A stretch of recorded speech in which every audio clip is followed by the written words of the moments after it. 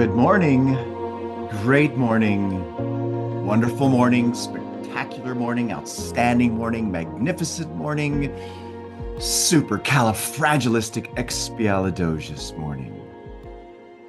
Yes, the beautiful reminder that we get to choose the meaning of every moment in this particular time here in this physical realm. It happens to be morning, and I want you to notice the adjectives that I used. See, those were intentional to set the mood, to set the direction. You know, you can do that for any time, any moment, no matter what it is you're going through. You can give meaning to everything around you, which also, includes that time. And by the use of that power, you can change everything in your life so that it's in harmony with the good that you desire. And really grab onto that power. That's the hidden power you have, of which is your greatest power, which is your ability to choose. Yes, that does mean that you are the one that's in charge of your destiny. Now, let's just sit in that again for a moment. Let's think of, for instance, maybe a goal you've written down. Remember, as you think of this goal, no matter what it is, it's words. It's fundamentally meaningless, the same way that everything else is. With that being said, if you give it incredible meaning to the point of where you're one with it, guess what will happen? It'll start to show up in your life. See, this reveals a beautiful principle, beautiful truth. We don't manifest our vision board. We don't manifest what's written on the goal card. We don't manifest affirmations. We manifest how we feel about them. And the way that we feel about them can be directed. That's pretty cool. Think of you as the producer, the director, the screenwriter of this film called My Life. If you don't like what's been written up to this point, you can rewrite it, you can change it. You can use every experience you have to help you to get you where you would love to go, provided you think that way. So, with that, use what we're sharing with you and start thinking this way because it'll help you to get whatever you want. Okay, so what we've been studying here is the Master Key System. This is a beautiful masterpiece by Charles Haanel. If you don't have a copy of this book, get a copy of this book. And if you don't know where to get it, just click on the link or reach out to us and we'll share with you where to get it. With that, make sure that you write all over it, that you highlight it. Don't worry about keeping it neat and, pristine. No, write in it. Take notes. When you write, it causes you to think. That's something that Bob Proctor frequently said. Writing causes you to think. So make sure that you do that. All right, you ready? So let's dive into where we left off yesterday. I'll go ahead and pull this up. We're on page 261. Now, here on this page, we're going to go a little bit before and go into the law of compensation. Now, how many of you want to earn more? Okay, raise your hand, right? Yes, me, point to yourself. Me, I would love to earn more. Not a little more, a lot more. Well, this is going to help you, but only if you use it. It's not going to do anything to know it. So he says, in the physical world, there is a law of compensation, which is that the appearance of a given amount of energy anywhere means the disappearance of the same amount somewhere else. It's equal, it's opposite. And so we find that we can get only what we give. Write this in your notes. I can get only what I give. You can only get what you give. See, there's a price that must be paid. You must pay the price for whatever it is that you seek.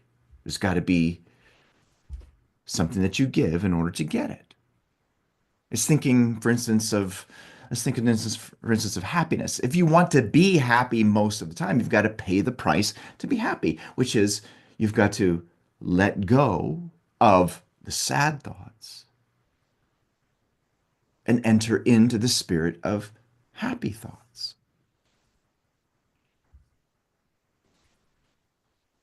We can get only what we give. You want this to be a material fact in your life. Guess what? You've got to give in order to receive this. What must you give? You must give this your life. That's really all it is. Remember how Charles Haanel talked about the law of attraction? It's dependent on the law of vibration, and the law of vibration is dependent on the law of love. You want this to become a material fact? Fall in love with this. Vivify it with your vitality. See, that's giving. And it in turn will vivify you with its livingness, its spirit. If we pledge ourselves to a certain action, we must prepare to assume the responsibility for the development of that action. The subconscious cannot reason, it cannot think. Remember, you have 6 higher mental faculties: imagination, perception, reason, will, memory, intuition. The subconscious mind can't reason. That's the emotional part of your mind. You got the intellectual part of your mind, which is where those higher mental faculties are. Your subconscious mind will accept positive or negative. See, it doesn't care. It's no respecter of you. It takes us at our word. We have asked for something. We are now to receive it. Now remember, the asking has to do with the emotional involvement of an idea. We have made our bed. We are now to lie in it. The die has been cast. The threads will carry out the pattern we have made. Now, grab onto that. It's very simple. When you lock into an idea, which means you're making it important, and this can happen positive or negative. Whenever that happens, it gets impressed into the heart, the subconscious mind. And then what happens is the die's been cast, and the threads will carry out the pattern that's been made. And guess who gets to decide what that pattern's going to be? Whether or not the pattern's going to continue or to change or to expand.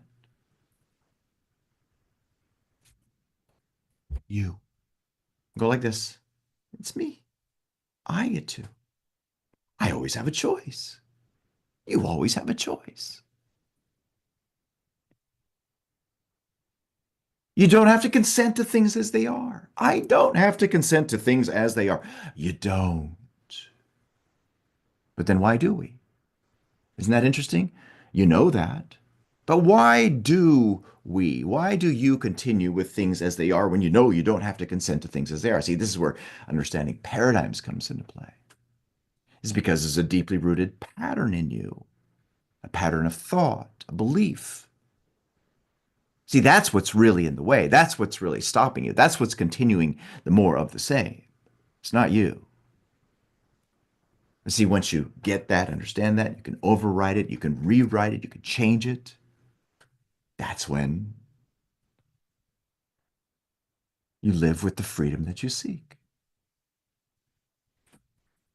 Now, for this reason, insight must be exercised so that the thought which we entertain contains no mental, moral, or physical germ which we do not wish objectified in our lives. Now, yesterday when I tied into this, I spoke more of it being about intuition. But now, as I'm really diving into this, it's actually more about reason. When he's speaking of insight, he's thinking about our reasoning faculty, a higher level of reasoning. Remember, you have six higher mental faculties, and that's the one that he's speaking at. Now, this is important for you because here he's speaking specifically about how your subconscious mind must accept it doesn't reason and it propels forward based from whatever's been planted in it. And here he's talking about the importance of you never allowing any idea to go into your mind that you would not want to make a material fact, which is why you shouldn't continually say things like, I can't afford it, it costs too much, it's too expensive, it's not in the budget. Here I'm specifically talking about wealth and prosperity and earning a lot more money. Remember, things are not brought into existence by thinking of their opposites. You're never ever going to be able to get what you would love out of life if your mind is saturated with thoughts that are rooted in its opposite. You become how you're thinking most of the time. Now, again, grab onto that. It's the ideas that you have made important that the subconscious mind accepts and then enforces. It doesn't care whether or not it's positive or negative. With that, you're the one who gets to decide what goes there. So who has the power? It's me, it's you. You're the one. You're the one that always has the power. You've always had it. Maybe you're just becoming aware of it. Well, that's beautiful. Now exercise it. Now, insight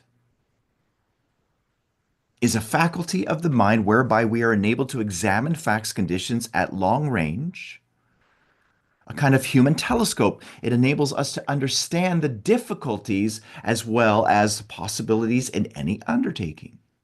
You see what I mean? This is about the reasoning, your ability to think, of which ideas will come to you through your intuitive mental faculty, dependent on how you're thinking. You know, this is a wonderful lesson that I learned from Rami of Troward. We're talking about intuition, and I came up to him and we were making a video and says, let's talk about how intuition is important and how important it is for you to listen to your intuition. And he goes, And I said, well, what do you mean? Then I said, stop, don't worry about it. Let's just record it. And then the message came out where the intuition that comes to you based from the state that you're in. So it's not a good idea to listen to those intuitive thoughts if you're in a low vibe. Why? Because those intuitive thoughts will be in harmony with the low vibe. That's not what you want, is it? You want higher thoughts. So use your reasoning, think to elevate your thinking so that you can tune into those higher messages that come from the universe through the intuition. So again, insight is a faculty of the mind whereby we are enabled, where you are enabled to examine facts and continue and conditions at long range. A kind of human telescope. It enables us to understand the difficulties as well as the possibilities in any undertaking, in any, not in some, in any. This is what separates you from the animals. We can think. They can't. Now let's continue. Now, for those of you who are watching the beginning of this stream and would like to tap into the rest of the call, join us here at Elevitality for Master.